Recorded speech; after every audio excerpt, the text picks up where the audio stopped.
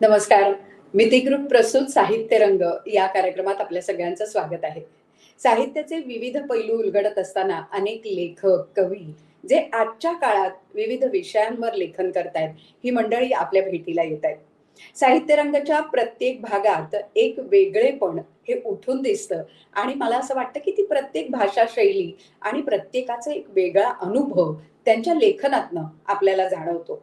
आणि त्यामुळेच आजच्या काळातल्या लेखकांचं आणि कवींचं हे हक्काचं व्यासपीठ साहित्य रंग आणि या कार्यक्रमात आज काही विशेष पाहुणे आलेले आहेत, तर त्यांचं आपण स्वागत करूया. सर्वप्रथम मी निमंत्रित करते मराठी भाषा विभाग आणि सांस्कृतिक विभागाचे सचिव माननीय doctor Kiran Kulkarni sir. Sir नमस्कार, स्वागत आहे आपलं. नमस्कार. नमस्कार.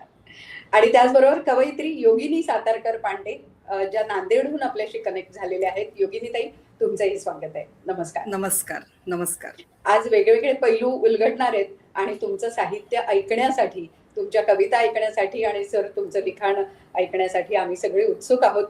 पण या क्षणी मी निमंत्रित करते आपल्या कार्यक्रमाच्या निमंत्रक शिवसेना नेत्या, महाराष्ट्र विधान परिषदेच्या माननीय उपसभापती डॉक्टर नीलम गोरे यांना निमंत्रित करते. नीलम ताई, स्वागत आहे. नमस्कार. नमस्कार. नमस्कार सगळ्यांना. स्वागत डॉक्टर किरण कुलकर्णी आणि डॉक्टर योगिनी सातारकर. साहित्य रंग या कार्यक्रमामध्ये मी आपलं मनपूर्वक स्वागत करते. आणि गेल्या सव्वा वर्ष आम्ही साहित्य रंग हा यूट्यूबवरती एक डिजिटल ऑनलाईन पद्धतीने कार्यक्रम आयोजित करतोय. अनेक जण आपल्यापैकी साहित्यविषयक योगदान लिखाणाच्या माध्यमातून, त्यावर चर्चेच्या माध्यमातून, त्याच्याबद्दलच्या चिंतनातून, संशोधनातून, प्रत्यक्ष लोकांशी संवाद साधून करत असतात. आणि मराठी साहित्याचा ज्यावेळेला आपण धांडोळा घ्यायला लागतो किंवा संपूर्णपणे सिंहावलोकन करतो, बहुतेक वेळेला साहित्य संमेलन असतील किंवा विविध परिसंवाद असतील, काही पुस्तकांची प्रकाशनं असतील, तर बहुतेक वेळेला अगदी 18व्या शतकापासून किंवा त्याच्या आधीच्या पासून आपण चर्चा सुरू करतो आणि ते 2000 सालापर्यंत पोहोचेपर्यंतच जो निम्मा वेळ आपला स्वाभाविकपणे म्हणजे त्याच्यामध्ये आपण योगदान त्यांचं गृहीत धरलेलं असतं. पण हे घडत असतानाच आपण एक पाहिलं पाहिजे की सातत्याने समाजामध्ये बदल होत गेलेले आहेत आणि त्या बदलांच्या मध्ये 1990च्या सुमाराला जागतिकीकरणमुळे झालेला बदल आणि स्थलांतराला आलेला वेग, त्याचबरोबर अनेक प्रकारनी शासन आणि प्रशासनात झालेले बदल या पार्श्वभूमीवरती एका अर्थाने अगदी गेली 35 वर्ष जी आहेत ती वादळी स्वरूपामध्ये बदल झालेले आहेत असं म्हणता येईल आपल्याला. त्याचबरोबर नवीन नवीन प्रकारचे जाणीवा झालेल्या आहेत. जागतिकीकरणाच्या पार्श्वभूमीवरती थिंक ग्लोबली ॲक्ट लोकली यासारखे मुद्दे असतील, त्या 2014च्या पासून अधिक मोठ्या प्रमाणामध्ये सामाजिक माध्यमांचा प्रभाव अतिशय प्रभावी झालेला आहे.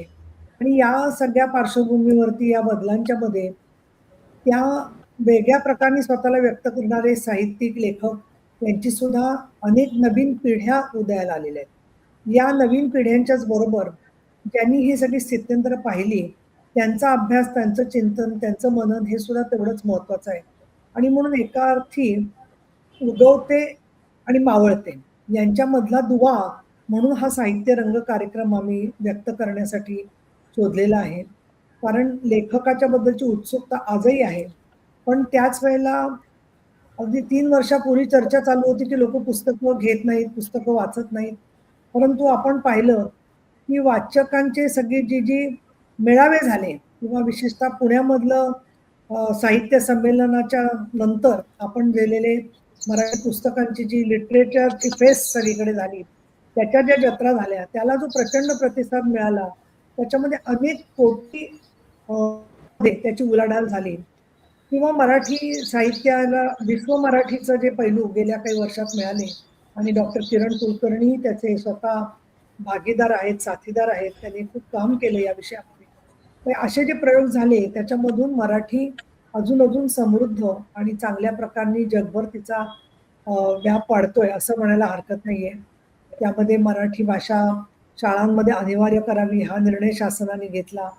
त्याचबरोबर मराठी भाषेला अभिजात दर्जा मिळाला. आणि या सगळ्या पार्श्वभूमीवरती नवीन लेखकांची जी पिढी उदयाला आली आहे त्यांचं आम्ही वैशिष्ट्य बघतो की बहुतेक सगळेजण अनेक माध्यमांचा उपयोग करणारे व्यक्ती आहेत. म्हणजे एकाच वेळेला लिखाणाबरोबर त्याचं संगीत, त्याबद्दलचं संशोधन असा एक अतिशय समृद्ध वारसा त्यांनी चालवलेला आहे. आणि त्यामुळे या साहित्य रंगाच्या कार्यक्रमामध्ये डॉक्टर किरण कुलकर्णी आपण आज खास वेळ काढून आलेले आहात. खरं तर लवकरच आता विधान परिषदेची आचारसंहिता लागणार आहे. त्यामुळे थोडं अधिकारी वर्गाला वेळ मिळू शकेल अशा प्रकारच्या वेळा कार्यक्रमांसाठी वाटतंय. कारण नाहीतर सातत्याने इतकं कार्यक्रम आणि प्रत्येक शासनाचं काम जोराने डॉक्टर किरण कुलकर्णी हे शासकीय अधिकारी म्हणून जवळजवळ 18-19 वर्षापासून म्हणजे 2009 पासून त्यांनी सेवेत प्रवेश केलेला आहे. आणि तुमचं जर का व्यक्तिमत्व पाहिलं तर अर्थशास्त्रामध्ये डॉक्टरेट असताना त्याच बरोबर तुम्ही सगळे शाश्वत विकास उद्दिष्ट, मग त्यात आदिवासी समस्या, घनकचरा व्यवस्थापन, उद्योजकता, वनविषयक आणि पुनर्वसन कायदे, म्हणजे जिथे जिथे माणसांच्या मध्ये बदल होत आहेत अशा सगळ्या क्षेत्रातल्या माणसांशी तुम्ही अभ्यासातून जोडले गेलेले आहात. तुम्ही उद्योजक, शिक्षण आणि समाज अशा ट्रायबल रिसर्च जर्नल अशा नियतकालिकांचं संपादक म्हणून काम केलेलं आहे. त्याचबरोबर तुम्ही स्वतः PhDचा जो तुमचा विषय आहे त्याच्यामध्ये आदिवासी पुनर्वसनाचे आर्थिक आणि कायदेशीर पैलू, आजच्या साहित्य रंग कार्यक्रमाला माझी भेट झाली नसती तर हे तुमचे सगळे पैलू मला कळले नसते. छोट्या वेळामध्ये आपण भेटत असतो आणि एकमेकाला फक्त शुभेच्छा देण्याच्या पलीकडे संवाद होत नाही.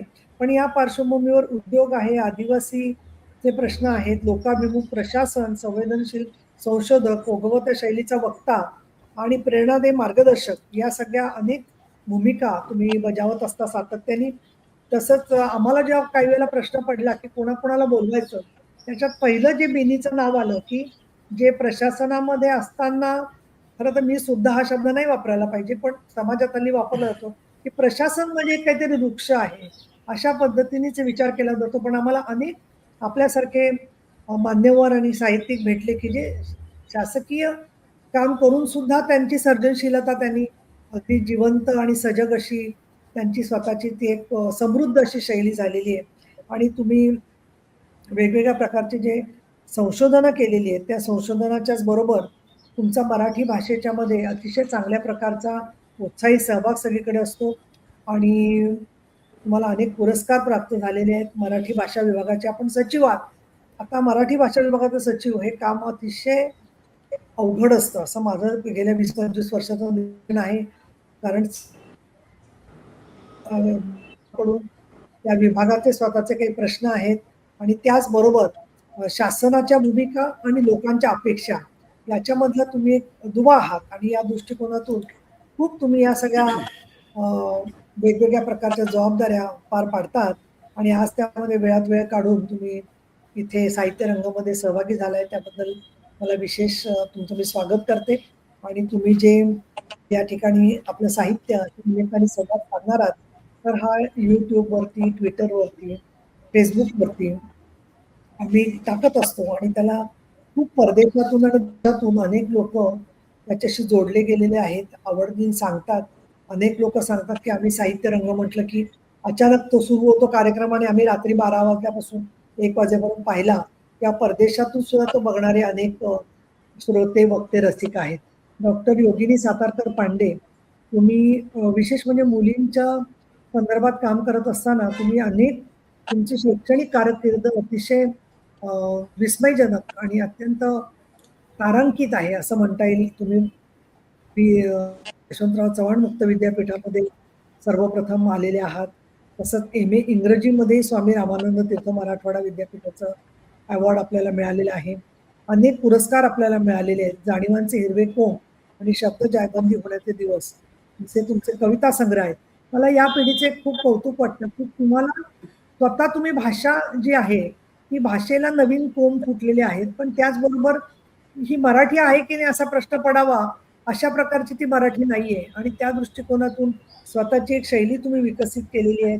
तुम्हाला पत्रकारितेच्या संदर्भामध्ये तुम्ही जे दिवाळी अंकांमध्ये आणि वाङ्मयाचं काम केलेलं आहे त्याचबरोबर अनेक भाषांमध्ये तुमच्या कवितांचे अनुवाद झालेले आहेत. मग ते बंगालीमध्ये, त्याचबरोबर हिंदीमध्ये, संस्कृतमध्ये असे अनुवाद झालेले आहेत. आणि युरोपियन साहित्याशी सुद्धा तुमचा चांगल्या प्रकारचा जैव स्वरूपाचं एक तुमचं नातं आहे. इंग्रजी अनुवाद तुम्ही केलेले आहेत आणि साहित्य अकादमीच्या कार्यक्रमात अखिल भारतीय लेखिका संमेलनात तुमचं योगदान राहिलेलं आहे. अनेक साहित्य संमेलनामध्ये तुम्ही भूमिका घेता. हे सगळं करून तुम्ही परत मॉडर्न मुलींचे वसतिगृह म्हणून काम करताय. याच्याबद्दल मला तुमचं कौतुक करावं तेवढं थोडं वाटलं, कारण मी एक महिला चालवते 35 वर्ष आणि त्यावेळेला स्त्रियांचं जग म्हणजे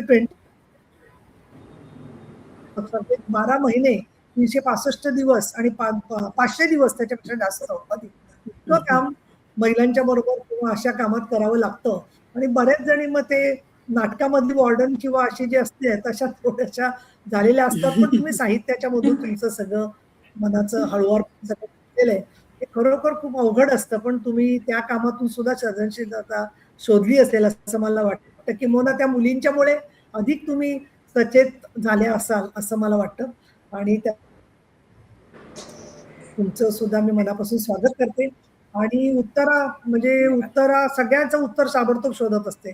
कार्यक्रम ठरला की ताबडतोब त्याच्याकडे उत्तर तयार असतं, की कारण ती एक स्वतः सगळीकडे हसतं बोलतं, सगळ्यांशी संवाद साधणारं स्वतः ती एक व्यासपीठ आहे. प्रत्येक ठिकाणी जात असताना तिच्या मनामध्ये तिने कुठेतरी नोंद करते की नाही वाईट मला माहित नाही, पण कोण काय काम करतं ते तिची अतिशय सकारात्मक भूमिका या सगळ्याबद्दल असते. त्यामुळे तिने अगदी थोड्या वेळामध्ये तुमचा वेळ उपलब्ध करून दिलेला आहे. तर आपण कार्यक्रमाला सुरुवात करूया. अगदी नीलमताई, तुम्ही म्हणालात तसं की कुठेही जाताना असं खरंच लक्ष असतं की अरे ही व्यक्ती आपल्याला कुठे बरं आपल्याला पुढे घेता येईल, किंवा कुठच्याही व्यासपीठावर आपण एकत्र कसे येऊ शकतो आणि एकत्र येऊन आपण सगळे पुढे कसे जाऊ शकतो हा विचार अर्थात असतो. आणि तुमच्यासारखी सगळी मंडळी कायम बरोबर असतात. किरण कुलकर्णी सर मराठी भाषा विभागाला आल्यापासून खरं तर मराठी भाषा विभागाला एक नवचेतना मिळाली असं म्हणायला हरकत नाही, कारण त्यांनी मराठी भाषेचा विकास हा विचार सगळ्यांसमोर मांडला. नाही तर आतापर्यंत मराठी भाषा विभागातर्फे मनोरंजनाचे कार्यक्रम जास्त झाले, पण सर आल्यापासून भाषेच्या दृष्टीने कार्यक्रम व्हायला लागले. आणि त्यामुळे मला वाटतं हे वेगळे पण सरांनी जपले आणि तेच त्यांच्या लेखनातनं सुद्धा सरांनी जपलेलं आहे. तर सर, मी तुम्हाला विनंती करते की तुमची जी कादंबरी आहे त्या कादंबरीतली चा काही भाग, कारण आपल्या ह्या कार्यक्रमात आपण छोटा भागच वाचू शकतो, पण तो वाचल्यानंतर एक उत्सुकता मात्र आमच्या मनात निर्माण होते की मुळापासून जाऊन आता कादंबरी वाचली पाहिजे. त्यामुळे तुमची अनामिकाची विचारधून ही जी आहे ती आम्हाला तुम्ही ऐकवा, आम्ही ऐकायला उत्सुक आहोत. जरूर. सर्वांना नमस्कार. खरोखरच साहित्य रंग हा कार्यक्रम हा एक फार महत्त्वाचा कार्यक्रम आहे सध्याच्या काळात, असं माझ्या लक्षात आलेलं आहे. नीलमताईंसारख्या एका ज्येष्ठ व्यक्तीने याच्यामध्ये लक्ष घातलेलं आहे आणि त्यांच्या मार्गदर्शनाखाली हे चालू आहे. आनंददायी बाब आहे. आणि उत्तरा मोने या तर म्हणजे योजकच तत्र दुर्लभ असं असूनही उत्तरा मोने यांच्या रूपाने योजक आपल्याला मिळालेला आहे आणि हा एक सुवर्ण योग आहे असं मी मानतो. आणि मला याचा आनंद आहे की मला प्रशासकीय अधिकारी म्हणून याच्यापेक्षा आपण एक लेखक म्हणून या कार्यक्रमामध्ये आमंत्रित केलं याचा मला विशेष आनंद आहे. कारण मला नेहमी असं वाटतं की मी आधी लेखक आहे आणि नंतर अधिकारी आहे. प्रत्यक्षात अनेक जण उलट्या पद्धतीने हे घेतात. तर एनिवे, लेखक म्हणून मला दिलेली जबाबदारी मी माझ्या परीनं योग्य पद्धतीनं पार पाडतो. अनामिकाची विचारधून हे जे माझं पुस्तक आहे, ही जी कादंबरी आहे, ही कादंबरी 1-1.5 वर्षापूर्वी प्रसिद्ध झाली आणि त्याच्यानंतर 2 आणखी कादंबऱ्या आल्या. यापूर्वीची 17 पुस्तकंही वेगवेगळ्या लिटरेचर फॉर्ममधली होती. आणि माझी एक आवडती कादंबरी म्हणून यातला एक छोटासा उतारा मी निवडलेला आहे, तो मी आपल्याला आपल्या परवानगीनं वाचून दाखवतो.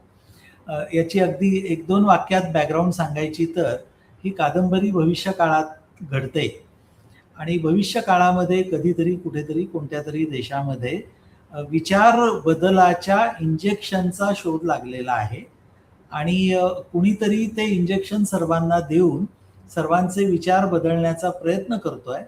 आणि या इंजेक्शनचा प्रयोग ज्या पात्रावरती होतो माझ्या कादंबरीतल्या, त्या पात्राचं नाव आहे प्रॉडक्ट व्यक्ती. या प्रॉडक्ट व्यक्तीला हे इंजेक्शन दिल्यानंतर लगेचच काय घडलं याचं वर्णन या उतार्यामध्ये आहे. ते मी आपल्याला वाचून दाखवतो. ते चौघे फाटकाबाहेर पडल्यानंतर मित्रधन्यावरचा आपला टेम्पररी राग घालवण्यासाठी पाळीव चतुष्पादाने बराच वेळ सारे अंग हलवत कान खाजवला आणि फाटकाजवळच मुटकुळे करून तळ ठोकला. रस्त्यावरचे काही आवाज आणि कुठे खुट्ट झाले तर कान उभारायचे आणि मान थोडी उचलून घ्राणेंद्रिय फुरफुरायचे. एवढे सोडले तर बाकी फारशी काही हालचाल करायची नाही असं त्याने ठरवलं. त्या छोट्या विश्वातल्या साऱ्या सजीव निर्जीवांची रयाच जणू गेल्यासारखी झाली होती. खारुताई एकाच जागी जणू पुतळा होऊन बसली. चिवताईंचा चिवचिवाट थांबला. आपण निर्जीव आहोत हे कंपाऊंड पुन्हा पुन्हा सिद्ध करू लागले. घराच्या बंद दाराने स्वतःला आकसून घेतले आणि स्वतःचे विशेषण छोट्या विश्वभर पोहोचवले. छोट्या विश्वाच्या नायकाचा अपराधी भाव जणू सगळीकडे भरून राहिला. मित्रधनी परत कधी येतो याची वाट पाहत ते मुटकुळे फाटकापाशी गुपचूप पडून राहिले.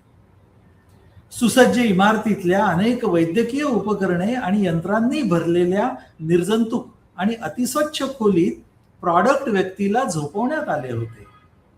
लाल डोळ्या बाहेरच होता, पण उंचाड्या मात्र वैद्यकीय गणवेशात खोलीमध्ये उपस्थित होता. इतर 2-4 मदतीला होते.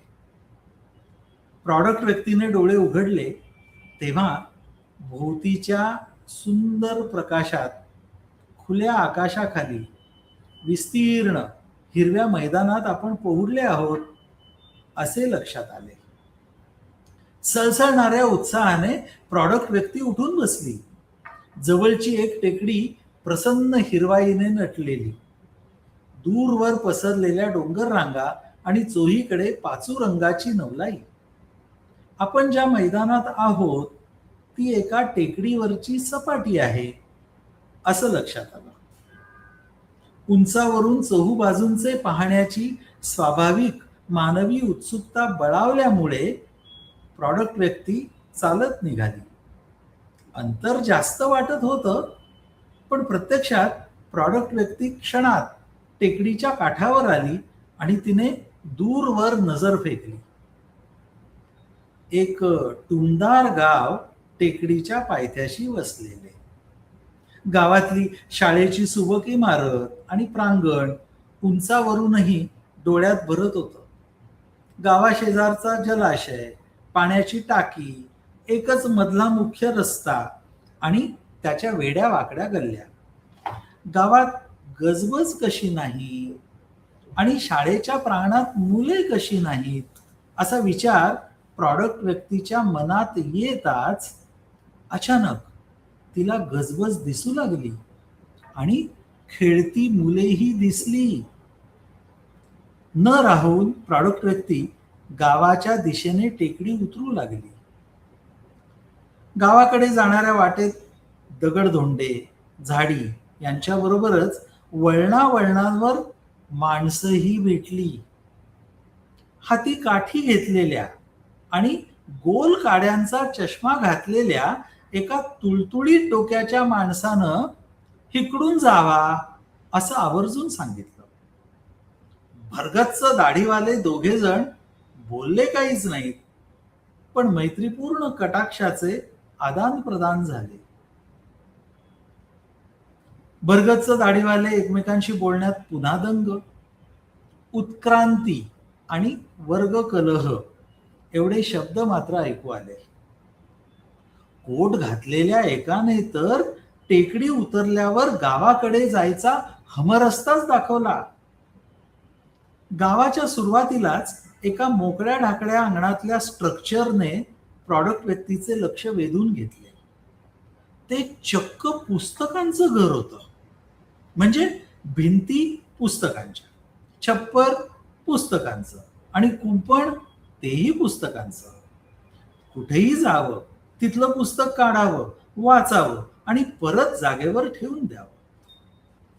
पुढून एक मजली दिसणारं ते घर मागच्या बाजूला उंच उंच आणि विस्तीर्ण होत गेलेलं. प्रॉडक्ट व्यक्तीला त्या घराची उंची बाजूच्या टेकडीपेक्षाही जास्त आहे असं तिथं उभं राहून जाणवलं. पुढे गेल्यावर तर आखरीतच दृष्टीस पडलं. पंचायत असं लिहिलेल्या त्या स्ट्रक्चरला उंची होती, पण भिंतीच नव्हत्या.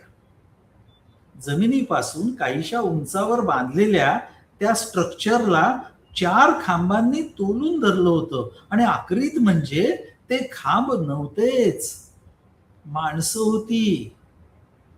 टेकडीच्या पायथ्याशी गावाकडे जाणारा हमरस्ता दाखवणारा कोटवाला कुठून तरी तिथं आला आणि एका खांबाला उद्देशून म्हणाला, माध्यमकर्मींनो, इतर 3 खांबांपेक्षा तुमची उंची कमी पडते आहे, त्यामुळे स्ट्रक्चर कलतंय, हे योग्य नाही. तुमची उंची वाढवा आणि बॅलन्स करा. गावकरी मात्र आपापल्या व्यवसायात कामात गर्क. आपण त्यांना बहुतेक दिसतच नाही आहोत म्हणून त्यांचं लक्ष नाही की काय, असं प्रॉडक्ट व्यक्तीला वाटलं. शाळेचं फाटक उघडून आत जावं की काय असा विचार करत असतानाच सुरुवातीपासून असलेला प्रसन्न प्रकाश मंदावल्यासारखा तिला वाटला. कुबट दर्प आला. वाहता वारा थांबलाय आणि कुबट दर्प कुठून येतोय म्हणून आसपास पाहिलं तर सारं कसं स्तब्ध. गावाची गजबज निमालेली. गावात निर्जीवांचे राज्य. अचानक लक्ष जवळच्या टेकडीच्या माथ्याकडे गेले. टेकडीच्या माथ्यावर घाणेरड्या पिवळ्या रंगाचा द्रव जमतो आहे आणि तो वेगाने वाढतोय. त्याचा लोंढा तयार होऊन गावाच्या दिशेने घरंगळतोय. नाही, हा लाव्हा नाही. त्या द्रवाचा विषारी थंडपणा इतक्या लांबून जाणवतोय. हा कुबट दर्प त्याचाच. जास्त प्रवाही नसल्याने हळूहळू पण निश्चितपणे गावाच्या दिशेने तो द्रव वाहू लागलाय. कणाकणानं पुढे येतोय. पहा पहा, त्याने टेकडी काबीज केली. त्या द्रवाचे प्रतिबिंब आकाशभर पसरू लागलंय. इतक्या लांबून त्याचं लिबलिबीत अस्तित्व जाणवत आहे. हे हे हे काहीतरी वेगळंच आहे. भीती स्पर्शून गेलीच. लिबलिबीत अर्धप्रवाही घाणेरड्या कुबट दर्पाचा हा पिवळट लोंढा क्षणोक्षणी वाढतोय. टेकडी गिळंकृत करून आता गाव गिळायला ठामपणे येतोय. निघावे इथून, पळावं इथून. या द्रवापासून दूर जायलाच हवं. त्याचा वेग कमी आहे. दूर दूर जाऊ शकतो आपण. प्रॉडक्ट व्यक्तीने गावाबाहेर उलट दिशेने भरभर चालायला सुरुवात केली. मध्येच मागे वळून पाहिलं तर काय, ते लिबलिबीत अस्तित्व आता महाकाय झालं होतं आणि गावातला पहिला घास घेत होतं पुस्तकांच्या घराचा. एखाद्या हिंस्त्र बळकट जनावराने सहजी आपले भक्ष्य गिळावे तसं पुस्तकांचं घर क्रमाक्रमाने त्या लिबलिबीत अस्तित्वामध्ये गडप होत होतं. त्याचं आकारमान वाढायचं मुळी थांबतच नव्हतं. अजस्त्र, महाकाय, अवाढव्य या सगळ्याच्या पलीकडचं ते आकारमान गावाच्या रस्त्यातून, गल्ल्यातून, घरातून, घरांवरच्या छपरावरून पुढे पुढे पुढे सरकत होतं. आता मात्र प्रॉडक्ट व्यक्ती भरभर चालण्याऐवजी पळू लागली. जितकं लांब लवकर जाता येईल तेवढं जाऊ. येस, समोरच्या दुसऱ्या टेकडीवर चढूयात, उंचावर, सुरक्षित. अरे, हे काय? त्याही टेकडीच्या माथ्यावर पिवळट द्रव. पहा, क्षणार्धात त्याचं आकारमान वाढलं. तो गोळा घरंगळतोय आपल्याच दिशेनं. प्रॉडक्ट व्यक्तीनं पुन्हा दिशा बदलली, पळण्याचा वेग वाढवला. पण समोर पाहिलं तो काय? तोच तोच लिबलिबीत द्रव. आक्रमकतेनं नाही, तर शांतपणे प्रॉडक्ट व्यक्तीच्या दिशेनं येणारा, कॉन्फिडंट. आता मात्र प्रॉडक्ट व्यक्तीला काय करावं ते कळेना. सगळ्या दिशांनी इंचाने पुढे येणारा तो कॉन्फिडंट द्रव, त्याचा विषारी थंडपणा, घाणेरडा पिवळा रंग आणि तो कुबट कुबट दर्प. प्रॉडक्ट व्यक्तीने सुटकेच्या अपेक्षेनं आजूबाजूला पाहिलं. तेवढ्यात आकाशातून आपल्या अंगावर थेंब पडतोय असं लक्षात आलं. खांद्यावर पडलेला थेंब पाहिला. तोच तोच द्रव, विषारी, थंडगार. थेंबा मागून थेंब पडत गेले. डोक्यावर, कानावर, पाठीवर, साऱ्या अंगावर, अर्धप्रवाही, चिकट. हातावरच्या उघड्या कातडीला त्याचा प्रथम स्पर्श झाला. थंडगार स्पर्श, कॉन्फिडंट. चिकट द्रवाच्या पावसापासून वाचण्यासाठी प्रॉडक्ट व्यक्तीने जवळच असलेल्या झाडाचा आश्रय घ्यायचं ठरवलं. 2-4 ढांगात झाडाखाली पोहोचला. झाडाखाली पोहोचून सुद्धा अंगावर थेंब पडतच राहिले. चमकून वर पाहिलं. झाडाच्या पानापानातून तोच तोच चिकट द्रव गच्च भरलेला. जणू जणू त्या द्रवाची निर्मिती झाडाच्या पानांमध्येच होत होती. आता आता जावं तर कुठं जावं? चहूबाजूंनी त्याच्याकडे झेपावणारं ते लिबलिबीत अस्तित्व, कुंद आभाळातून पडणारं चिकट, अर्धप्रवाही द्रवाचं आकारमान वाढत चाललं. प्रॉडक्ट व्यक्तीने घट्ट डोळे मिटून घेतले. लिबलिबीत अस्तित्व प्रॉडक्ट व्यक्तीला चहू बाजूंनी भिडलं. ती नखशिकांत बुडाली. तो नकोसा थंडगार चिकट स्पर्श सर्वांगाला.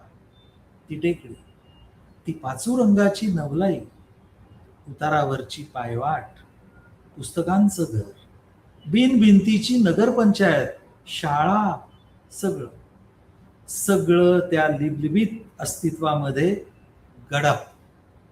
अगदी प्रॉडक्ट व्यक्ती सुद्धा. धन्यवाद. बापरे. ती कल्पना अशी आमच्या डोळ्यासमोर आली आणि एखादा इंग्रजी चित्रपट बघत असल्यासारखं वाटायला लागलं आणि ते सगळं चित्र आमच्या डोळ्यासमोर उभं राहिलं. एक वेगळा अनुभव निश्चित या कथेमधनं आम्हाला मिळाला. पण हा विचार करणं हा पण वेगळा अनुभव आहे की एखाद्या लेखनामध्ये साधं म्हणतात ना तसं एक राजा राणी आहे, त्यांचा संसार आहे आणि त्याच्या पुढे असं नाही आहे. त्याही पलीकडे जाऊन हा एक वेगळा विचार, कुठे तो पर्यावरणाशी पण कनेक्ट आहे, कुठे तो आपल्या सगळ्याच्या जगण्याशी कनेक्ट आहे. त्यामुळे सर खूप एक वेगळा अनुभव या कथेतनं नक्कीच आला. आणि ती कादंबरी प्रॉडक्ट व्यक्ती हाच त्याचा नायक असल्यामुळे ते प्रॉडक्ट व्यक्तीचं जे काही होतंय त्याच्याबद्दलचं फार मार्मिक तुम्ही त्याच्यामध्ये मांडणी केलेली आहे. मी शेवटी त्याच्यावर बोलीनच. खूप वेगळी आणि म्हणजे प्रशासनातलं प्रॉडक्ट असं त्यापासून ते नवीन माणसाचा शोध. नाही, कलावंताचं आणि लेखनाचं प्रॉडक्ट प्रशासनात आल्यावर असं होतं. करेक्ट. ठीक आहे, पुढे जाऊया. अगदी. पण तेच आहे की हा विचार जो मांडला जातो तो कोणी वेगवेगळ्या कथेमधनं, कवितांमधनं व्यक्त होत असतो. आणि मला वाटतं योगिनीताई तुमच्या कवितांमधनं सुद्धा असाच विचार व्यक्त होतोय. आणि अगदी इतिहास घडवत जाते बाई सारखी कविता असेल किंवा निमूट नामशेष होण्याच्या शक्यता असतील, या सगळ्यांमध्ये कुठेतरी हाही एक समान धागा मला जाणवतोय, तो तुमच्या कवितेतनं आम्हाला ऐकायला आवडेल. योगिनीताई. अगदी. सर्वांना नमस्कार. ज्यांच्या मार्गदर्शनाखाली या साहित्यरंग कार्यक्रमाचं आयोजन करण्यात आलेलं आहे, अशा महाराष्ट्र राज्य विधान परिषदेच्या माननीय उपसभापती डॉक्टर नीलमताई गोरे, ज्यांच्या समवेत या कार्यक्रमामध्ये मला सहभागी होता येतंय, असे मराठी भाषा विभागाचे सचिव डॉक्टर किरणजी कुलकर्णी आणि मिती ग्रुपतर्फे आयोजित या साहित्यविषयक कार्यक्रमाचं संयोजन करणाऱ्या उत्तराजी मुने. मराठी भाषा आणि साहित्य या संदर्भाने सतत नवनव्या लेखक कवींना व्यासपीठ उपलब्ध करून देणाऱ्या या कार्यक्रमामध्ये मला निमंत्रित केलं, याचा आनंद आहे आणि आपली आभारी आहे. माननीय नीलमताईंनी आपल्या प्रास्ताविकामध्ये ज्याप्रमाणे मांडलं त्याप्रमाणे मला असं वाटतं की लिहिणं ही अतिशय महत्त्वाची, सूचक आणि गंभीर अशी कृती आहे. लिहिणं म्हणजे स्वतःला शोधत खोदत जाणं आणि मनातली घालमेल, अस्वस्थता, सभोवतालच्या वातावरणातून जे विचार आपल्या मनामध्ये येतात त्यांना व्यक्त करण्याचं माध्यम हे माझ्यासाठी माझी कविता आहे. खरं तर माणसाला इतर प्राण्यांपासून वेगळं करते ती भाषा आणि भूत, भविष्य, वर्तमान यात संचार करणारं आपल्याला मिळालेलं मन आणि विचार विवेक याचा अन्वयार्थ लावणारी बुद्धी आणि त्या समवेत हे भाषेचं मिळालेलं वरदान, या 3 गोष्टी आहेत की ज्यामुळे आपण माणूस म्हणून इतरांपेक्षा खूप वेगळे ठरतो. आणि शब्दांची ही ताकद व्यक्त करणारी पहिली कविता वाचते. कवितेचं शीर्षक आहे निमूट नामशेष होण्याच्या शक्यता. निळ्या आभाळाचा अविनाशी आशीर्वाद दिगंत राहावा माथ्यावर, यासाठी कोणतं पसायदान मागावं कळत नाही. कोलाहलात पुसट होतायत आपल्याच पाऊलखुणा आणि क्षीण होत चाललाय आतला आवाज, तेव्हा थरथरत्या हातांनी कोणती दुआ मागावी. समूहाचा आवाज होतोय चढता, हजारोंचा पायरव व्यापून उरलाय भवताल आणि आपण सांभाळतोय आपल्या आत एकट्याचं दुखरं मौन. आता शोधायलाच हवा आवर्तातून बाहेरचा मार्ग. आता शोधायलाच हवा आवर्तातून बाहेरचा मार्ग, झोकून अवघं अस्तित्व आणि सांगायला हवं स्वतःलाच पुन्हा एकदा. आणि सांगायला हवं स्वतःलाच पुन्हा एकदा. मौनाच्या पडझडीनंतर काळाच्या कातळावर उगवून आलेला एक शब्द परतवून लावतो निमूट नामशेष होण्याच्या हजारो शक्यता. निमूट नामशेष होण्याच्या हजारो शक्यता. मला असं वाटतं शब्दांची ही ताकद आहे आणि लिहित असताना एक व्यक्ती म्हणून, माणूस म्हणून विचार करताना स्त्री असणं हे सुद्धा सतत अधोरेखित होत असतं. नीलमताई म्हणाल्या त्याप्रमाणे अध्यापन करताना किंवा वॉर्डन म्हणून आपली जबाबदारी निभावताना कुटुंबात, समाजामध्ये स्त्री असणं हे सतत जाणवत राहतं. व्हर्जिनिया वुल्फ यांनी असं म्हटलंय की life is not a series of जिग्लॅम्स फॉर विमेन, कारण स्त्रियांना येणारे अनुभव हे खूप वेगळ्या स्वरूपाचे असतात. आयुष्य म्हणजे सरळ रेषेतली एक मोठमोठ्या दिव्यांची रांग नाही, तर जगताना येणारे लहान लहान अनुभव हे स्त्रीच्या अस्तित्वाचा एक भाग बनतात. आणि त्यामुळेच खरं तर जे अनुभव येतात ते कवितेतून व्यक्त करावे असं वाटतं. दुसऱ्या कवितेचं शीर्षक आहे जी या भावनांना व्यक्त करते. जे उमटतंय आता या कागदावर. मी सांगू पाहते माझं असं काही, मी सांगू पाहते माझं असं काही, आणि कागदावर उमटतायत शब्दांऐवजी अश्रू. बाया बापड्यांनी वळचणीला टांगलेल्या दुःखाचे. शतकानुशतके सुकली बरी नाहीत ही आसवे. कोरड्या ठाक डोळ्यातून वाहत राहिलीत पुन्हा पुन्हा. भेगाळल्या भुईच्या आत झिरपत ओली जखम वागवत जन्माची. माझ्या मागे उभी माझी आई आजी पणजी. माझ्या मागे उभी माझी आई आजी पणजी. रांगेत पुढे अनाम अपरिचित अगणित चेहरे. नात्याचे की गोत्याचे कुणास ठाऊक. बाईपणाची नाळ तेवढी जुळलेली. 2 डोळे 2 कान 1 नाक 1 जीवणी. 2 डोळे 2 कान 1 नाक 1 जीवणी. जीव घेणी जीवलेणी. या चेहऱ्यांना नाही ओळख. या चेहऱ्यांना नाही ओळख. चेहरे नाहीतच हे मुळी. ह्या तर रांगेने उभ्या त्यांच्या बिनझरोकी आयुष्याच्या काळखोल्या. उभी त्यांची दमलेली माझघरं. हे तर उसासे टाकणारे रात्रीचे प्रहर उभे. उभी त्यांची कळांनी थकलेली बाळणपण. नाहीतर असावं हे शतकानुशतके अवघडून उभं न उजवलेल्या कुशीचं कण्ण. नाहीतर असावं हे शतकानुशतके अवघडून उभं न उजवलेल्या कुशीचं कण्ण, जे ऐकू गेलं नाहीये कधी. जे ऐकू गेलं नाहीये कधी, जे ऐकायचंच नव्हतं बहुधा कोणाला. कळालंच नसावं ते हे मौनाचं मूक आक्रंदन, जे उमटतंय आता या कागदावर अश्रूंचे शब्द होऊन. जे उमटतंय आता या कागदावर अश्रूंचे शब्द होऊन. खरं तर स्त्रियांच्या अनुभवाचा जेव्हा जेव्हा संदर्भ येतो तेव्हा तेव्हा स्त्रीवाद आणि स्त्रीवादाची जी चळवळ आहे त्याचाही उल्लेख करणं अपरिहार्य असतं. खरं तर स्त्री चळवळीला सुरू होऊन इतके वर्ष लोटले. 1970 ते 2020 हा 50 वर्षाचा काळ जरी आपण पाहिला तरी बराच काळ उलटून गेलाय. पण माणूस म्हणून स्त्रीला समासात असणं किंवा तिच्या अनुभवांना शब्दबद्ध न होणं किंवा तिचे अनुभव हे मुख्य अनुभव न मांडणं हे आपल्याला बऱ्याचदा अनुभवायला मिळतं, प्रत्ययाला येतं. इतिहासामध्ये जेव्हा इतिहासाकडे स्त्री बघते तेव्हा इतिहासामध्ये मग तिचं स्थान काय आहे या अर्थाची एक कविता आहे.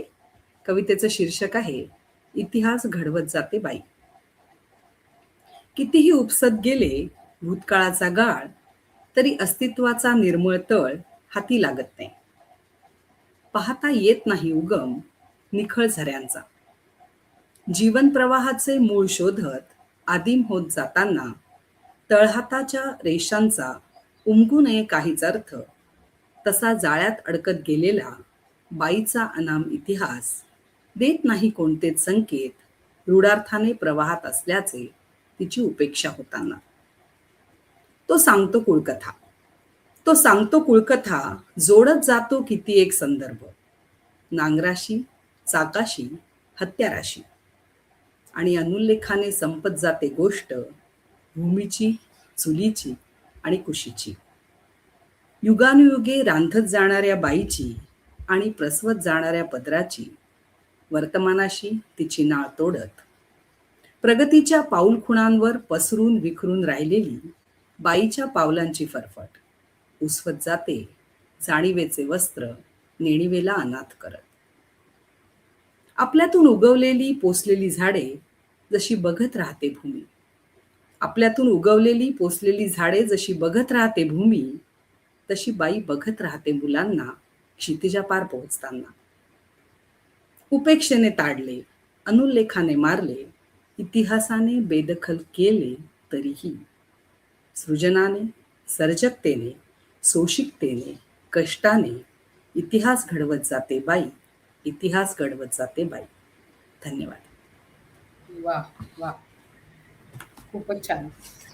कारण जी सृजनात्मकता आणि सर्जनता तुमच्या कवितेमध्ये आहे, जी स्त्रीकडे आहे आणि म्हणून बाई इतिहास घडवते, हे तुमच्या कवितेमधनं तर जाणवतं. म्हणून तुमच्या कविता संग्रहांची नावं पण खूप उल्लेखनीय वाटतात, की जाणीवांचे हिरवे कोंब. जाणीवा आहेत पण त्यांना हिरवा कोंब आहे, ही खूप महत्वाची गोष्ट आहे. पण त्याच्याच बरोबर शब्द जायबंदी होण्याचे दिवसही तुम्ही अनुभवलेत आणि ते सुद्धा तुम्ही कवितेतनं बोलताय. त्यामुळे ती एक वेगवेगळ्या छटा या कवितेतनं आणि वेगवेगळे अनुभव हे या कवितेतनं तुम्ही मांडताय. मला वाटतं जीवन प्रवास म्हणतात ना, तो असाच काहीसा असतो की त्या प्रत्येक अनुभवाला आपण शब्दबद्ध करत जातो. किरण कुलकर्णी सरांची जी पुढची कथा आहे त्यामध्ये सुद्धा असाच एक प्रवास आहे आणि प्रवासी हेच खरं तर त्या पुस्तकाचं नाव आहे. पण आपल्या मुलांना वाढवताना कितीतरी गोष्टी आपल्या हातात येतात आणि मग ती हातात आलेली गोष्ट इतरांना सांगताना जे त्यातलं वेगळेपण जाणवतं ते कुठेतरी त्यांच्या या पुढच्या कथेमध्ये आपल्याला जाणवणार आहे. सर, मी तुम्हाला विनंती करते, प्रवासी या तुमच्या पुस्तकातली गोष्टींची कथा आपण वाचाल. येस. मघा जे वाचलं ना त्याच्यापेक्षा खूप वेगळ्या प्रकारचं लेखन आहे हे. खरं म्हणजे हा मी स्वतः केलेला एक प्रयोग आहे आणि त्या प्रयोगाचं हे डॉक्युमेंटेशन आहे. तर नमनाला घडाभर तेल न दवडता मी वाचायला सुरुवात करतो. नाव आहे गोष्टींची कथा. माझी मुलगी श्वेता 3.5-4 वर्षाची असेल तेव्हापासून माझ्या खऱ्या प्रयोगांना सुरुवात झाली. मला तिच्यावर जे काही संस्कार करायचे होते त्यासाठी माध्यम निवडलं गोष्टी सांगणे. तर सुरुवातीला मी अगदी सहजरित्या वेगवेगळ्या छोट्या छोट्या गोष्टी तिला सांगत असे. प्राण्यांच्या, वस्तूंच्या, माणसांच्या, राजा, राणी, राक्षस इत्यादी इत्यादी. उद्देश मर्यादित एवढाच होता की तिला गोष्ट ऐकणे सवयीचं व्हावं. मग त्यामध्ये आवाजाचे चढ उतार, चेहऱ्यावरील भाव, नाट्यमय हालचाली, मध्येच प्रश्न विचारणे असे असे गिमिक्स मी करत असे. नंतर अचानकपणे उत्स्फूर्त गोष्ट हा टप्पा सुरू झाला. उत्स्फूर्त गोष्ट म्हणजे सांगता सांगताच सुचणारी किंवा तयार होणारी गोष्ट.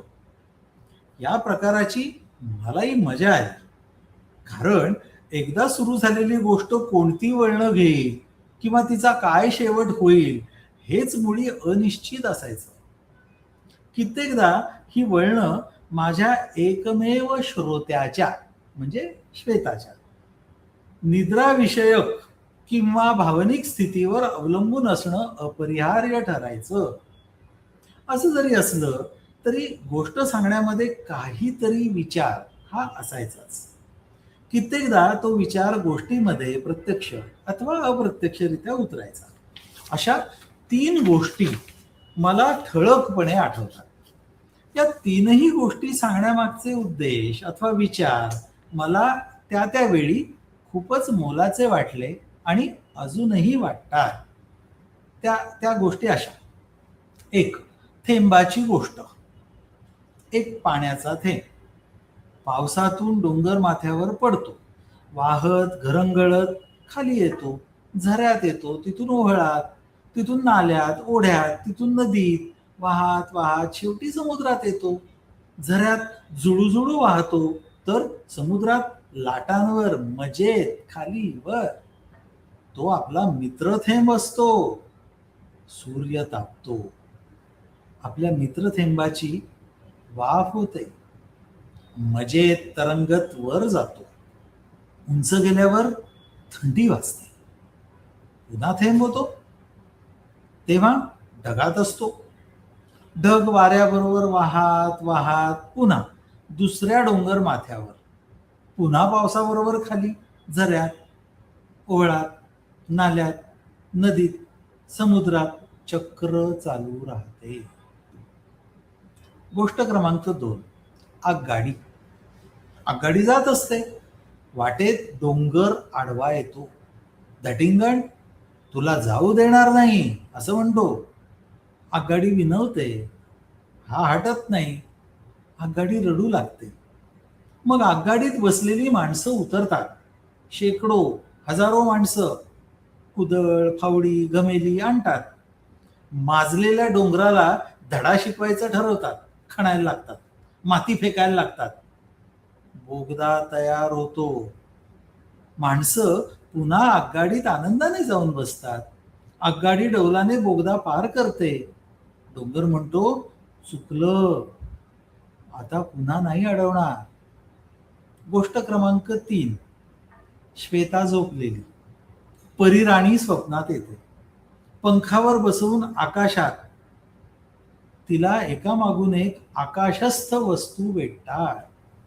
ढग, चंद्र, सूर्य, धूमकेतू वगैरे वगैरे. त्यांच्याशी प्रश्नोत्तर. तू असा का दिसतो हे ढगाला विचारायचं, हे धूमकेतूला विचारायचं. तू असा का वागतोस? आणि मग त्यांनी दिलेली उत्तर. माहिती आणि मानसिकतेवरचे संस्कार या दोन्ही दृष्टींनी या आणि अशा गोष्टींचा उपयोग झाला. त्यानंतर टप्पा आला तो चरित्र कथांचा. सुरुवात झाली शिवरायांपासून. 15 दिवस गोष्ट चालली. श्वेताच्या मनात शिवाजी महाराज पक्के रुजले. शेवटच्या दिवशी शिवरायांच्या मृत्यूनंतर हमसून हमसून रडली. नंतर हट्टाने सिंहगड, शिवनेरी, रायगड या किल्ल्यांवर जाऊन आली. त्यानंतर गुढीपाडव्याला रामकथा सुरू केली. ती तब्बल 4 महिने चालली. रोज रात्री झोपताना एक गोष्ट. रामकथेतल्या सरळसोटपणामुळे विना अडथळा कथा पूर्ण झाली. मग मी जरा अति आत्मविश्वासात गेलो. कृष्ण कथा सुरू केली.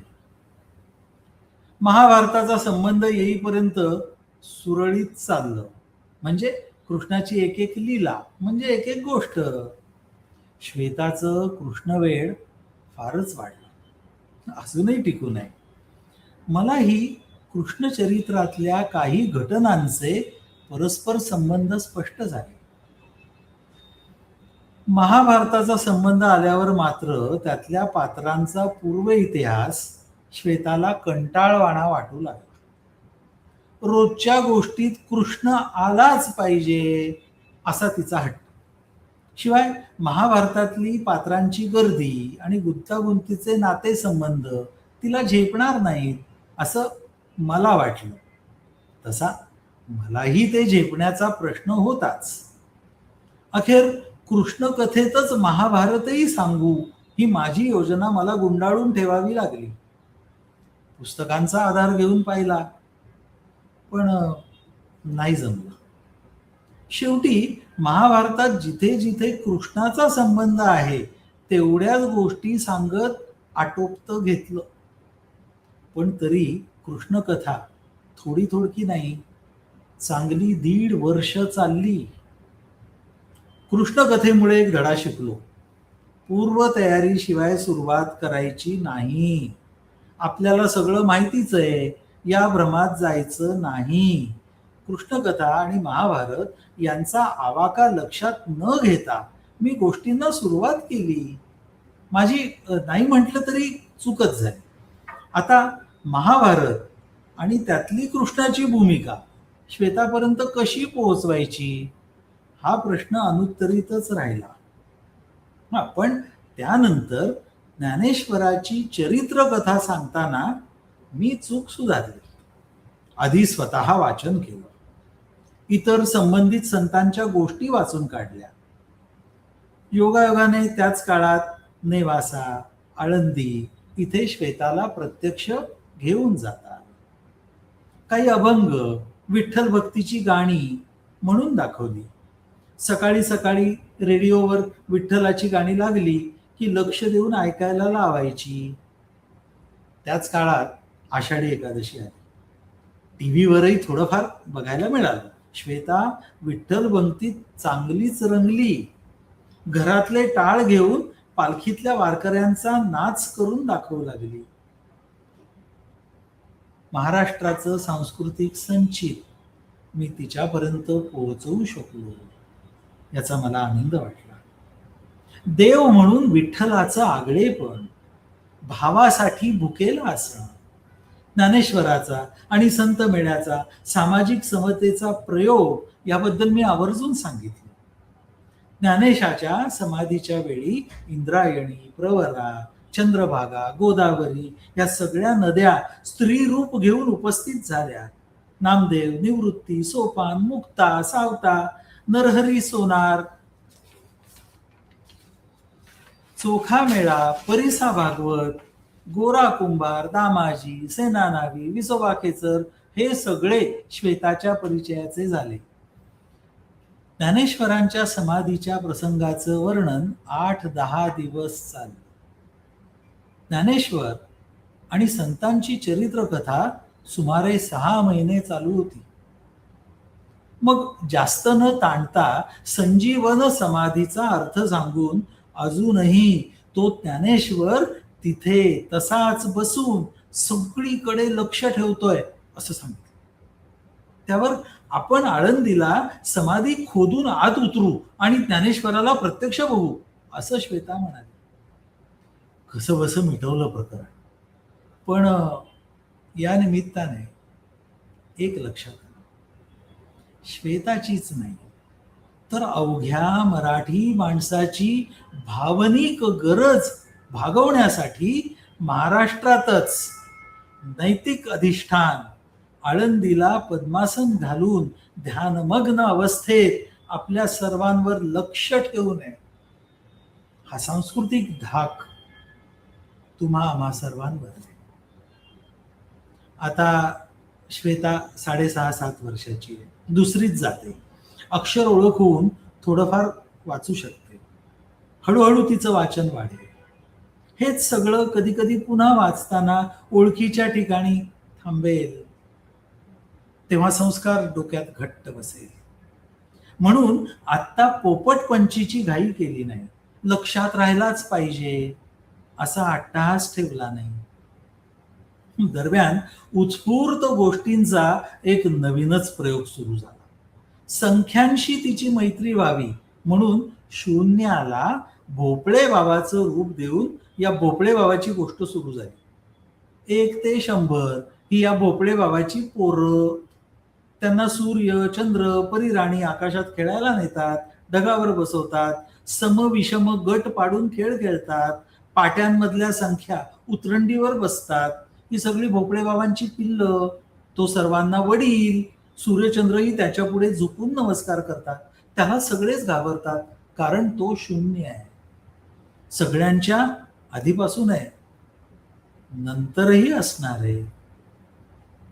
मी श्वेताला सांगितलं, ही गोष्ट कधीही संपणारी नाही. मी म्हातारा आणि तू मोठी होईपर्यंत ही गोष्ट चालूच राहील. आणखी एक गंमत, या गोष्टीत तुला पाहिजे ते घडेल. तिला या गोष्टीत राक्षस पाहिजे होता, लगेच आणला. तिला राक्षस म्हणजे शापित परी पाहिजे होती, झालं. मज्जाच मजा.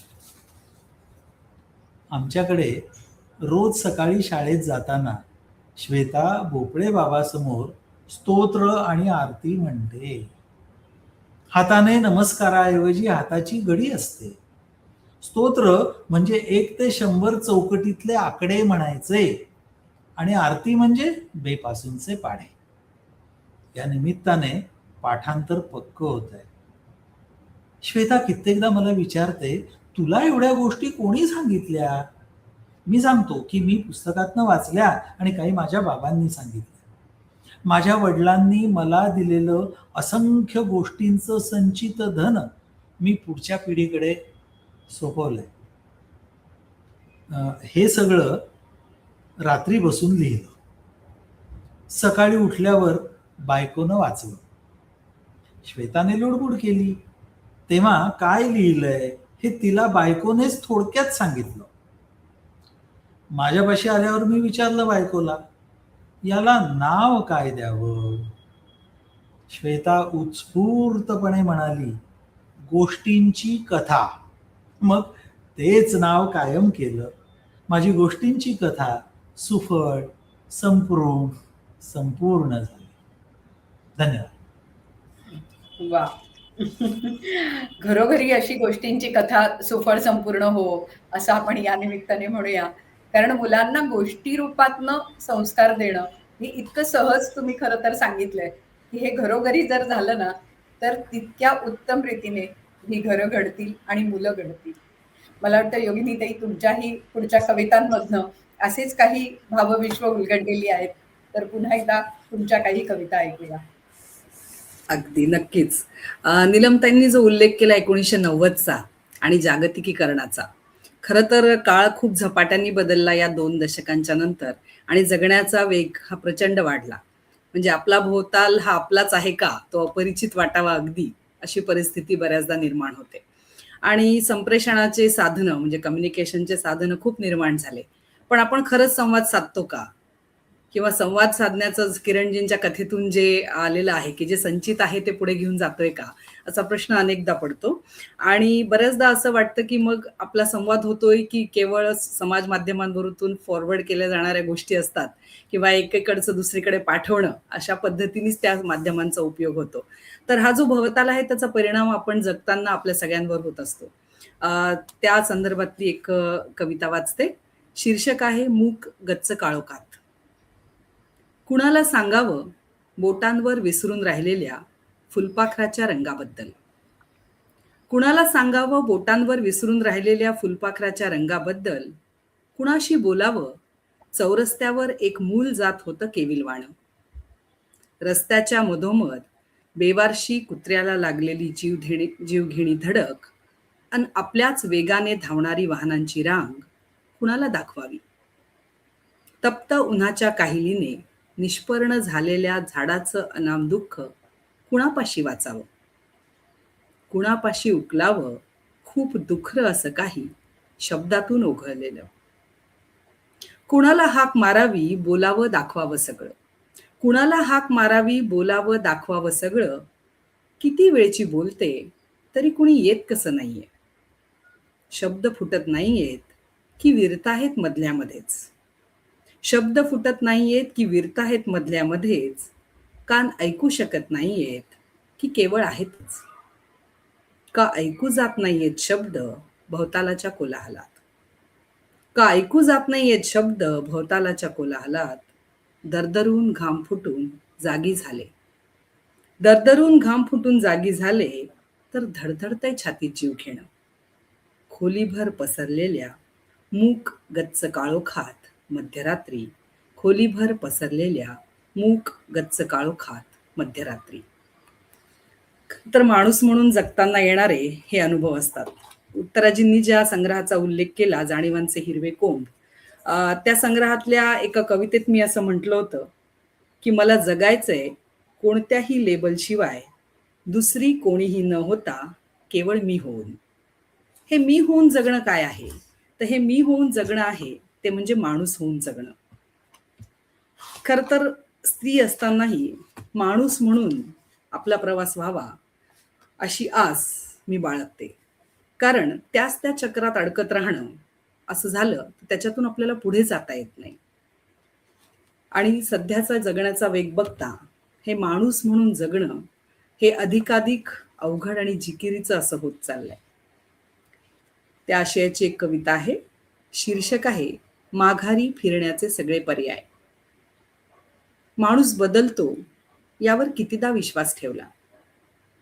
माणूस बदलतो यावर कितीदा विश्वास ठेवला तरी चकित करत राहिलं दरवेळी हिंसेचं नवरूप. सत्तेची सगळी शक्यता हवाली केली बिनशर्त तरी आक्रमकतेचा अभिशाप सुटता सुटला नाही. उच्चाराचं धैर्य, परिणामांची भीती व असल्याचा नाईलाज केवळ असं एक रेषीय नसतं तथ्य हे कळत गेलं पुन्हा पुन्हा. हजार प्रश्नांचा उच्चार करत राहिला विपर्यास सत्याचा.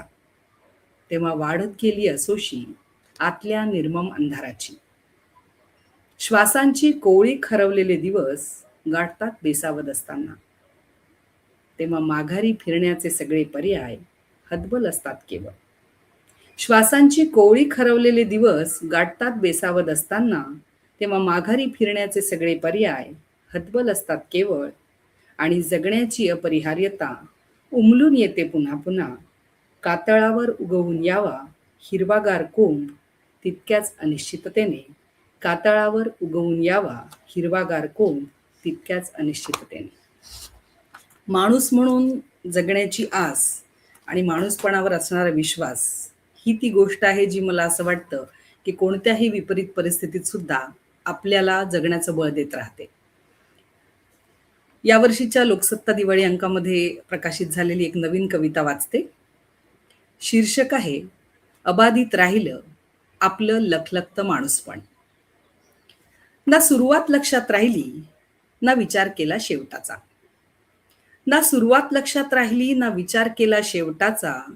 लक्षात आलं नाही बघण्याचं चालणाऱ्या अनवाणी पायांकडे. ते स्वीकारलं विना तक्रार जे जे घडत गेलं निर्हेतुक सतत सहज. केला नाही हव्यास अभिनिवेशाचा, हे बरेच झाले. केला नाही हव्यास अभिनिवेशाचा, हे बरेच झाले. डोळ्यात पाणी येण्याची निर्लसता, अप्राप्य असणाऱ्या दिवसात येत राहिले भावनांचे कड.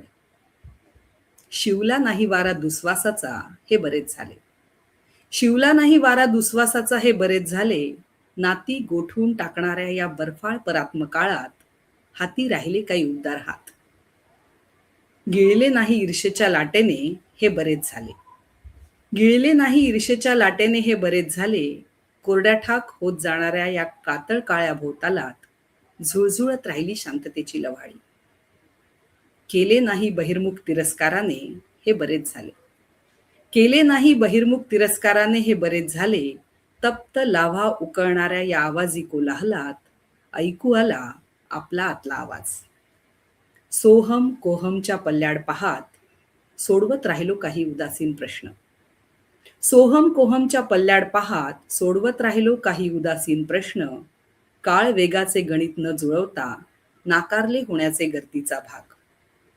केंद्राची इच्छा ठेवली नाही, राहिलो जरी समासात. केंद्राची इच्छा ठेवली नाही, राहिलो जरी समासात. तरी आपण आहोत ही असावी मुळातच लक्षणीय गोष्ट. जी उजळत राहिली पावलाखाली पावलापुरता प्रकाश. जी उजळत राहिली पावलाखाली पावलापुरता प्रकाश.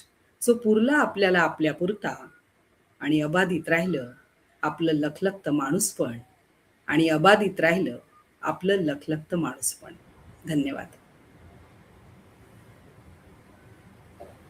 खरंच आहे, माणूस पण जपणं आणि ते टिकवून ठेवणं, ह्या सगळ्या गोष्टी तुम्ही इतक्या बारीक बारीक बारीक, म्हणजे आपले सगळे अभिनिवेश गळून पडतील इतकं सुंदर माणूस पण खरं तर तुम्ही राखलंय आणि ते आम्हाला जगायला शिकवलंय तुमच्या कवितेतनं, असं म्हणायला हरकत नाही.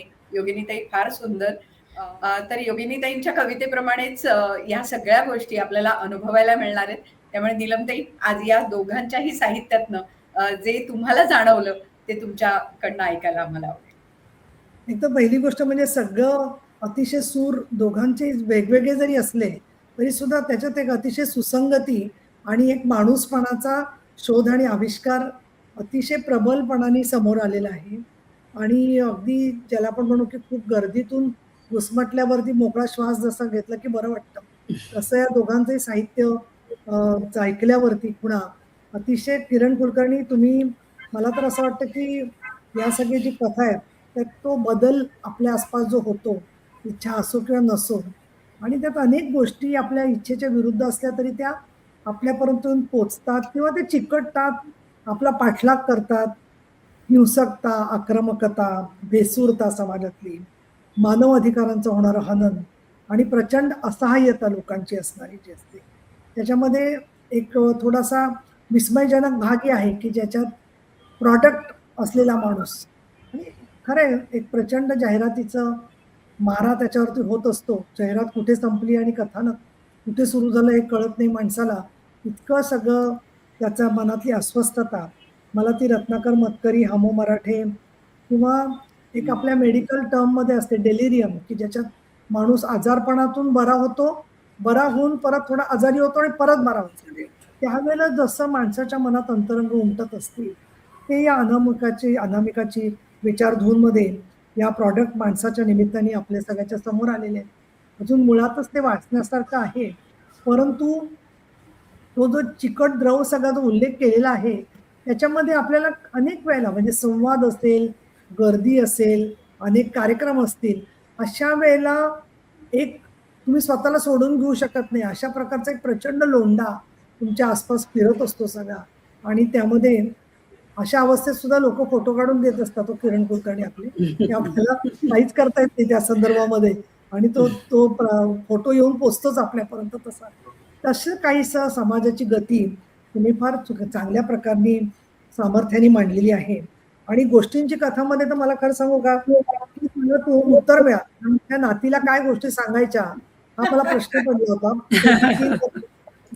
आणि ती जी आमची म्हणजे माझ्या चुलत सुनेची जी मुलगी आहे, तिच्याबद्दल बोलत असताना ती म्हणत होती की मावशी, पंचतंत्र हिसाबनीतीतल्या गोष्टी मी नाही सांगायच्या ठरवल्या तिराला, कारण त्याच्यामध्ये प्रत्येकाने केलेलं कपट कारस्थान करून कसं जिंकायचं हे दाखवलेलं असतं बऱ्याच वेळेला. आणि मग हे आपण त्यांना संस्कार देणार का? त्यातून काय संस्कार होतात प्रत्येक वेळेला, की कोणीतरी फसवणारे प्राणी असतात. मग मुलांच्या मनात सुद्धा तसेच प्राणी तयार होतील, तर मग त्यांना गोष्टी काय सांगायच्या? मग बरेच बालसाहित्यामध्ये चांगले प्रयोग झालेले पण आहेत वेगळे. पण आज किरण कुलकर्णींच्या गोष्टींच्या कथेमध्ये एक अतिशय सुंदर असं आहे, की प्रत्येकाला त्याची कुपी सापडू शकते. कस्तुरी मृग स्वतःपाशी आहे, तो स्वतःला सापडतोय आणि तुम्ही तो सोप्या शब्दामध्ये इतका छान मांडलेला आहे आणि त्यातून उत्स्फूर्त गोष्ट अर्थात सांगायला तुम्ही स्वतः साहित्यिक आहात म्हणून तुम्हाला ते सुचलं. बाकीच्या जणांना या कथेची पद्धत जाणवली तर काही लोक त्याच्यामध्ये नक्कीच चांगले प्रयोग करू शकतील.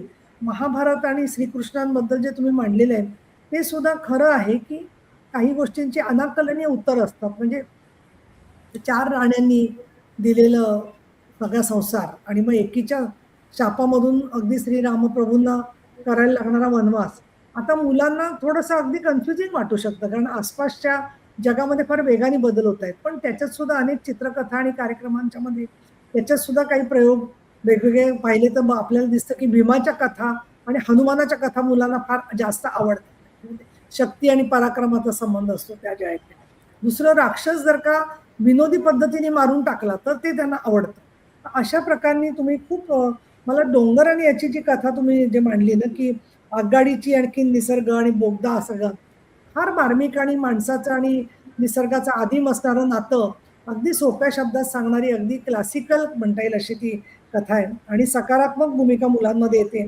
परत तुम्ही छत्रपती शिवाजी महाराज रामकथा या सगळ्याची पूर्वतयारी पालकांनी केली पाहिजे हे जे मांडलं हे पण अतिशय महत्वाचं आहे. कारण बऱ्याच वेळेला आपण थोडंसं मूल हे छोटं असतं त्यामुळे थोडे गर्विष्ठासारखे होऊ शकतो की आपल्याला सगळं माहिती आहे म्हणून. पण मुलाच्या समोर टिकणं त्या गोष्टीमध्ये त्याच्यासाठी आपल्या सुद्धा मनाची आणि ज्ञानाची तयारी पाहिजे आणि ती सोप्या शब्दात सांगता आली पाहिजे. अशी तुमची गोष्टींची कथा ही एक खरं तर मोठी कार्यप्रणाली होईल असं मला वाटतं, की ज्याच्यामध्ये पालकांना त्याच्यामध्ये मार्ग सापडेल. की कारण शेवटी कसं आहे ना, दुसरं आपलं मूल पण वेगवेगळं असतं ना. आपली मुलं असतील तशी आपली नातवंड असतील असं नाहीये किंवा अजून कुठल्या घरातून वाढून आलेलं मूल असेल आणि त्याला आपण गोष्टी सांगायला बसलो तर ते मूल कशा पद्धतीने ते स्वीकारेल हा सुद्धा प्रश्न आहे सगळा. त्यामुळे मला खूप आवडला हा प्रयोग जो आहे तो. आणि श्वेता नंतर किल्ले बघायला लागली, ज्ञानेश्वर माऊलींना मग आपण बाहेर काढूया आता असा जो तिच्या मनात संवेदनशील विचार आला तो खरा माणुसकीचं बीज आहे असं मला वाटतं. की त्याच्यामध्ये असं म्हणून एखाद्या माणसाला ठेवून देणं योग्य नाहीये याची जाणीव सुद्धा इतके छोट्या वयात तिला झाली. अतिशय अप्रतिम हे अनुभव सगळे तुम्ही मांडलेले आहेत आणि तुम्ही साहित्यिक आणि प्रशासकीय अधिकारी आहात असं मी म्हणणार नाही. तुम्ही साहित्यिकच आहात असं म्हणता येईल आणि प्रशासकीय अधिकारी म्हणून काम करता असं आपण म्हणू शकतो. इतका सुंदर आविष्कार तुम्ही केलेला आहे. योगिनी तुझ्या कविता म्हणजे खरं सांगायचं तर या हृदयाच्या त्या हृदय म्हणजे इतक्या आमच्याशी समताल समभावना या मांडणाऱ्या आहेत. आणि त्याच्यामध्ये शेवट एक जी कविता वाचली असते की अबाधित राहिलं आपलं लखलखतं माणूस पण त्याच्यामध्ये खूप छान लिहिले असते. त्याच्यातले 2 ओळी मला अतिशय आवडल्या की प्रत्येक ठिकाणी म्हणजे त्याच्यामधलं अनवाणी पाय भेदा तक्रार सगळं ठेवलं, केंद्राची इच्छा ठेवली नाही राहिलो तरी समासात. या 2 ओळी ज्या आहेत त्या इतक्या महत्वाच्या आहेत की नाही तर प्रत्येक मला हवं आहे मी केंद्रस्थानी असलं पाहिजे तसं असेल तर सहअस्तित्वच तुम्ही विसरून जाता ना. आणि प्रत्येक ठिकाणी नको तिथे स्पर्धा आणि आपल्याला स्पर्धा करायची नसते तरी इतरांना तुमच्याशी स्पर्धा करायची. मग अशा वेळेला आपण तिथेच त्याच पानावरती सारखं ते पान खराब करण्यापेक्षा आपण समासात राहिलो तर उलट आपल्याला स्वतःची स्पेस मिळते. याबद्दलचा तुमचा जो अनुभव आहे तो नक्कीच म्हणजे स्वतःच्या आयुष्यात घेतलेला अनुभव आहे. आणि त्याचबरोबर इतिहास घडवत जाते बाई या कवितेमध्ये तर तुम्ही इतकं म्हणजे मला असं वाटतं की जेव्हा विमेन स्टडीज सेंटर सगळी भारतामध्ये सुरू झाली तर त्यांचा हेतूच हा धरला होता की विमेन स्टडीज म्हणजे काय तर making women visible from invisible history. ही हिस्ट्रीमध्ये ती दिसतच नाही स्त्री तिला समोर आणणं ठळकपणाने आणणं. आणि इतकं तुम्ही छान सांगितलं की एक पॉलिटिक्स ऑफ एक्सक्लुजन बघून टाकण्याचं जे राजकारण असतं अनेक वेळेला आणि अनुलेखाने संपत जाते गोष्ट भूमीची चुलीची आणि कुशीची आणि वर्तमानाशी तिची दाजोड. आज बघा तुम्ही कॉर्पोरेटमध्ये किंवा अनेक ठिकाणी आमच्या राजकारणात सुद्धा की ती सगळी निर्णयापासून ती अपडेट होणं याच्यामध्ये तिची निम्मी शक्ती जाते. तशी पुरुषांची जात असते. त्याच्यात सुद्धा पॉलिटिक्स ऑफ एक्सक्लुजन असतं. ठराविक गोष्टी ठराविक लोकांना सांगायच्या, बाकीच्यांना सांगायच्या नाही. हा डिसिप्लिनचा जसा भाग असतो, तसा त्याचबरोबर ज्ञान संकुचित ठेवण्याचं सुद्धा एक राजकारण असतं आणि त्याच्यामध्ये स्त्री ही बऱ्याच वेळेला वगळली जात असते. पण सृजनाने सोशिकतेने कष्टाने इतिहास घडवत जाते बाई, हे तुम्ही सत्यच अगदी मांडलेलं आहे.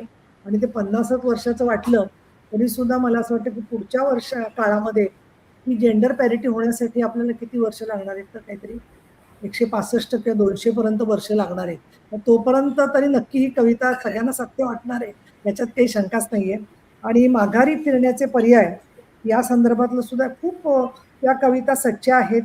आणि आपण सगळ्या स्ट्रॅटेजीज किंवा निगोशिएट करत जातो आयुष्याशी ठिकठिकाणी. आणि त्याच्यामध्ये तुम्ही जे म्हटलेलं आहे, आणि जगण्याची अपरिहार्यता उघडून येते पुन्हा पुन्हा, कातळावर उगवून यावा हिरवागार कोण तितक्याच अनिश्चिततेने. माघारी फिरण्याचे सगळेच पर्याय हतबल असतात केवळ. याचं कारणच हे आहे ना की आपण जे अंतर चालून आलो इथपर्यंत, ती वाट किती अवघड होती जेव्हा आपल्या लक्षात येतं. त्याला माघारी फिरणार म्हणजे काय, कारण माघारी फिरणार ते जगही तसं राहिलं नाहीये.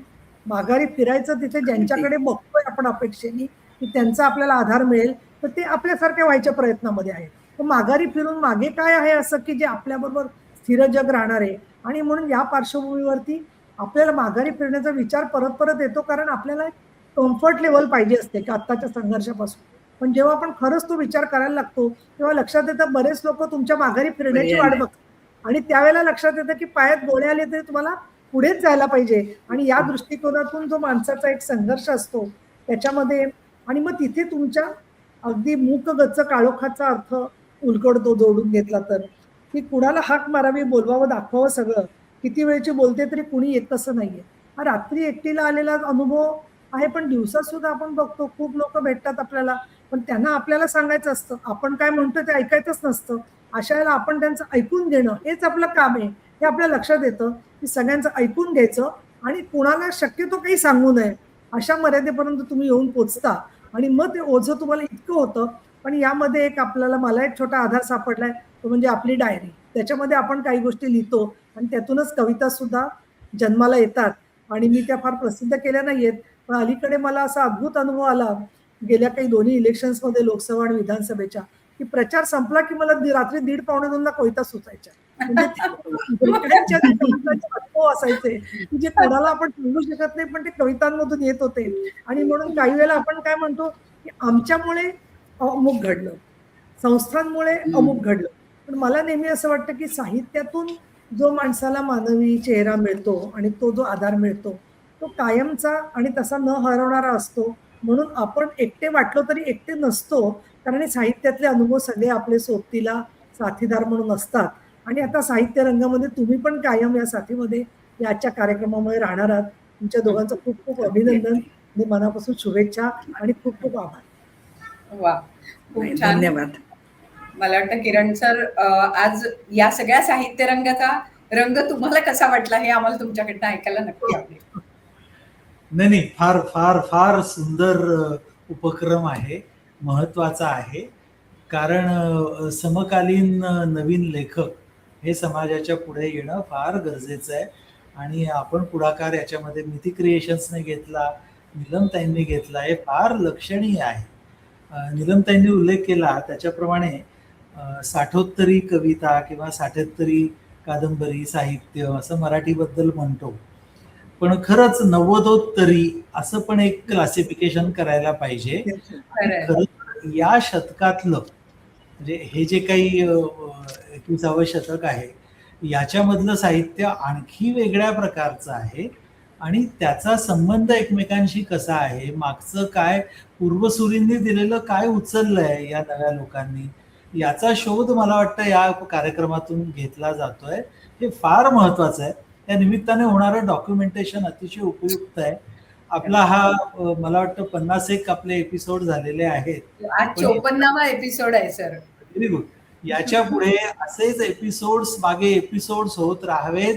1000, 2000, 5000, 10,000 पुढे याचं पोटेन्शियल आहे. आणि याच्यासाठी जे काही आवश्यक लागेल मराठी भाषा विभागाकडून आम्ही तुमच्या बरोबर आहोत. हे फार सुंदर उपक्रम, मला खूप आवडतं. आणि मला शासकीय अधिकाऱ्यापेक्षा लेखक म्हणून बोलवलं याचा मला वा, खूप छान. आणि योगिनीताई, तुमचेही मनापासून आभार, सरांचेही आभार. आणि जाता धन्यवाद. जाता आपण किरण सरांची एक कविता ऐकूया आणि त्या कवितेने आपण या कार्यक्रमाचा समारोप करूया. अगदी जरूर. मलाही उत्सुकता आहे ऐकण्याची. अज्ञाताला कवेत घ्यावे, द क्वेस्ट असं कवितेचं नाव. ज्ञात वाटेच्या वळणावरती पाऊल थोडे तिरके जावे, अज्ञाताला कवेत घ्यावे. बर. झाडामधल्या ऊर्ध्व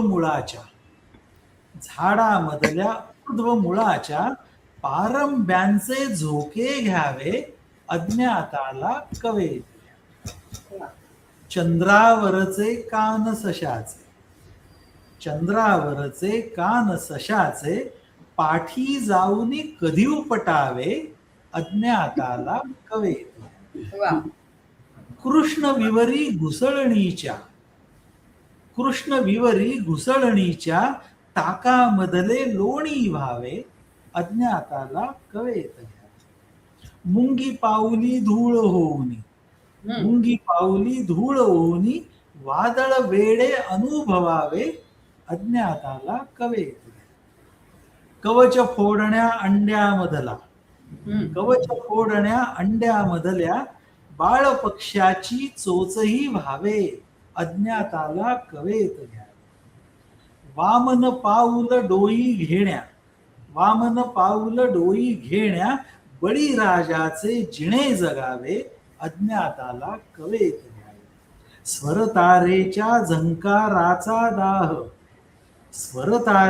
झंकाराचा दाह कळण्या वादकाचे बोट व्हावे, हो हो हो. अज्ञाताला कवेत घ्यावे. वा. चौकटीचे दुःख जाणण्या कधी मनाला मनी चिणावे, अज्ञाताला कवेत घ्यावे. शब्दार्थाचा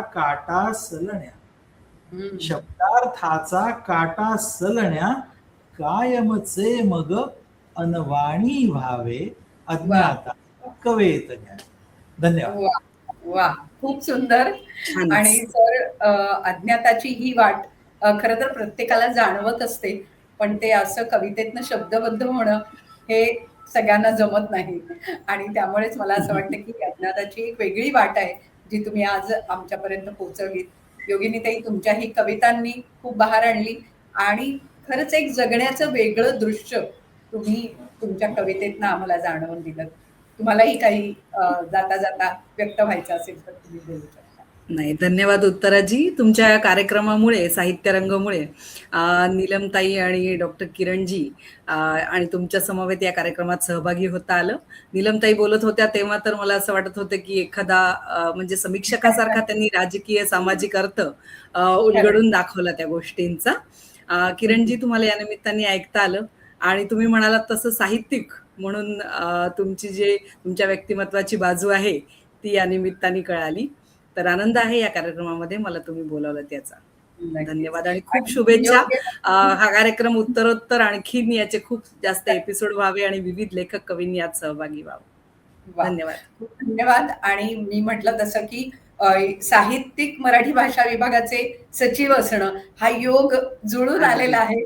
त्यामुळे तो असाच जुळलेला राहो आणि खूप छान पद्धतीने आपल्या महाराष्ट्र शासनाची मराठी भाषा विभागाचं जे काम आहे ते अधिकाधिक पुढे जावं, हा साहित्य रंगाच्या परिवाराकडनं माझी सदिच्छा नक्की आहे. त्यामुळे सर, खूप धन्यवाद. आणि योगिनीताई, आपलेही आभार, मनापासून आभार दोघांचे. धन्यवाद. धन्यवाद. धन्यवाद.